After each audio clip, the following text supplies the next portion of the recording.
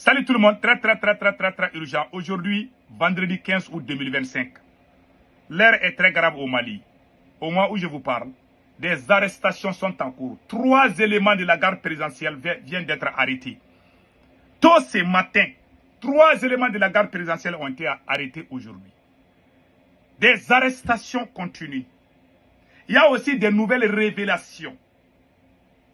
Une guerre froide entre le patron du service de renseignement du Mali, Modibo Kone, le patron du service de renseignement du Mali, guerre froide entre le patron du service de renseignement du Mali et certains officiers supérieurs. Une réunion secrète s'est passée au palais présidentiel à Koulouba entre certains officiers de l'armée malienne et le patron du service de renseignement et le président Assimi Goïta.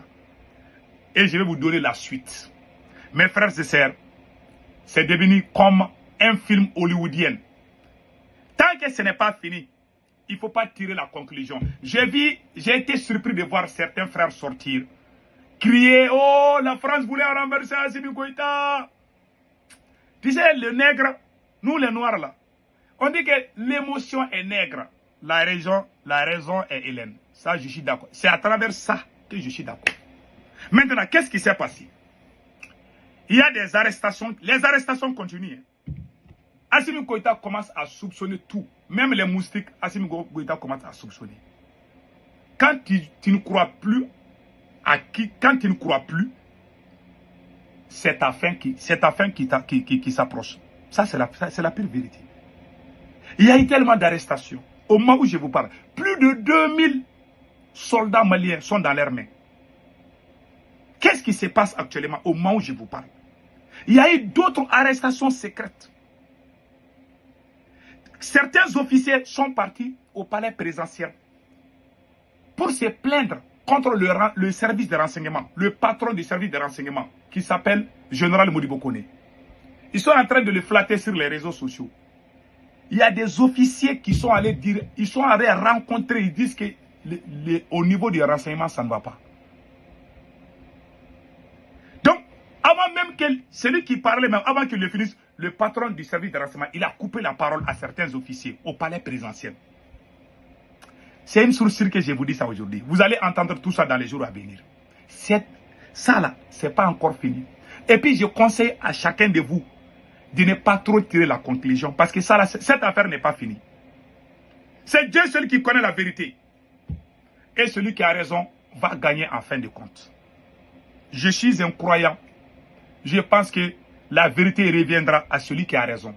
Qu'est-ce qui se passe?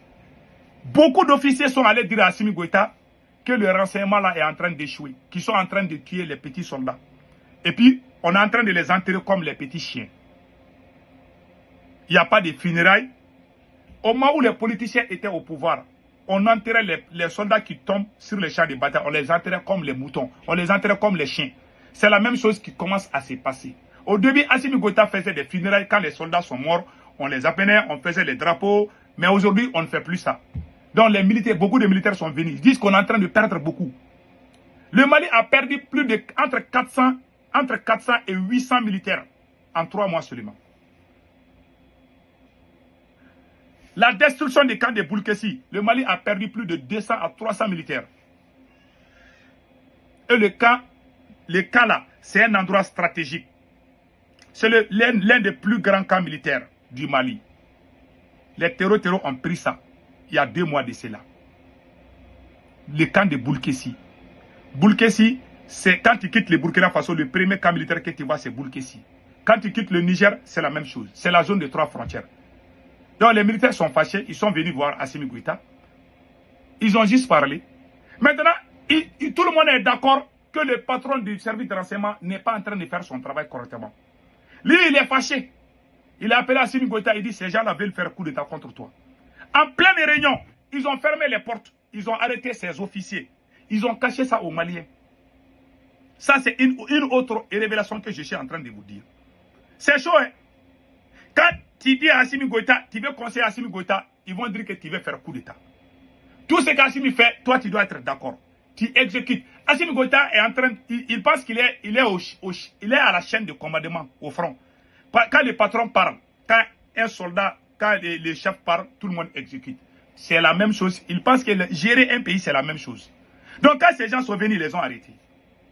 Ce matin aussi, on a entendu que trois éléments de la garde présidentielle ont été arrêtés. Ils sont allés au camp 1, au camp de la gendarmerie nationale. Il y a certains éléments qui sont arrêtés. Ils sont allés les prendre. Ils commencent à torturer maintenant les gens. Les gens qui ne sont pas d'accord avec le patron du service de renseignement. Il y a 3 ou 4 problèmes. Il y a aussi des militaires. Il y a surtout la dame là, la femme générale là, Nema Sagara. La générale Nema Sagara, elle et quelques éléments aussi ont dit à Assimi Goïta que la maîtresse de Assimi Goïta doit enlever sa bouche dans la gestion. Il y avait trop de pression sur Assimi Goïta, sur la gestion. Ses camarades militaires sont venus lui dire que ça ne va pas, on doit changer la gestion. Parce que ce monsieur ne connaît rien en matière de renseignement. Il ne connaît absolument rien. Est-ce que vous avez entendu qu'on allait attaquer l'aéroport de Ouagadougou? Est-ce que vous avez entendu qu'on allait attaquer l'aéroport de Niamey? Au Mali, on a attaqué l'aéroport de Bamako. On a attaqué 3 grandes villes du Mali ensemble. Le monsieur, il est là, il est toujours sur les réseaux sociaux, courir derrière les fesses, un grand coureur de jupons, c'est le plus nul du service de renseignement. Le Mali, au temps de Ibeka, le patron de la DGSE, le général Moussa Diawara, il a infiltré les mouvements armés. Il a divisé les mouvements. Il y a des mouvements armés qui travaillent avec le Mali aujourd'hui. C'est grâce au service de renseignement du général Moussa Diawara, qui était le patron du service de renseignement au moment où Ibrahim Boubacar Keïta était au pouvoir. C'est le général Moussa Diawara. Je vais vous montrer sa photo de suicide. Mais ce faux général qui est ici, lui, il fait la guerre contre les vidéomans, les activistes. Il est là en train de dormir. Hein. Attends, je vais vous montrer tout de suite. Général Moussa Diawara. C'est lui qui a divisé les... Voilà le général Moussa Diawara. C'est lui. C'est lui le général Moussa Diawara. L'ancien patron de la DGSE. Quand Ibeka tombait, ce monsieur-là travaille avec nous les panafricains. Ce monsieur nous aidait. S'il y a eu coup d'état contre Ibeka, c'est parce que lui, il était d'accord. Mais quand ces gens-là sont venus, ils nous ont combattus. Quand nous, on faisait des sorties contre la France, c'est le renseignement de Ibeka qui nous aidait en cachette. Lui là, lui que vous voyez. Mais ce gars qui est là, ce voyou, ce vagabond qui est là, lui, il court derrière les filles seulement. Nous, on combattait le régime Ibeka. Mais le service de renseignement était avec nous les révolutionnaires. C'est ce que beaucoup de gens... Nous, on n'a pas... Tous les gens de Ibeka ne sont pas mauvais. Le service de renseignement de Ibeka était impeccable. Ils ont divisé, comme on appelle la Moussa Ak Ashratouman, tous ces clairs que vous voyez à Bamako là, les mouvements armés là qui sont à Bamako là, c'est grâce à la vigilance, à l'intelligence de Moussa Diawara, l'ancien chef de la DGSE malienne. C'est lui qui a travaillé en cachette pour créer la division au sein des groupes armés contre le Mali. C'est lui qui a fait ce travail. La France même a instruit à Ibeka de l'enlever. C'est ce qu'on appelle le service de renseignement. S'il était là aujourd'hui, le Mali allait récupérer Tenzabaten. S'il était au service de renseignement du Mali, aujourd'hui, je vous jure, les révolutionnaires allaient être toujours au devant. C'est lui. C'est lui-là que vous voyez. Je lui rends hommage aujourd'hui. Mais ce voyou, ce grand coureur-là qui s'appelle Modibo Konda, c'est un vaurien. Il ne connaît rien. Donc, lui, il a vu sa place menacée. Donc, il y a problème. Il y a d'autres militaires qui sont venus demander à Assimi Goïta que sa maîtresse là, la maîtresse de Assimi Goïta, Fatoumata Batoulignam, il y a d'autres qui sont venus demander. Donc il y a eu trop de pression sur Assimi. Donc Assimi se voit menacé. Assimi ne veut pas changer. Il se voit menacé, donc il faut se débarrasser.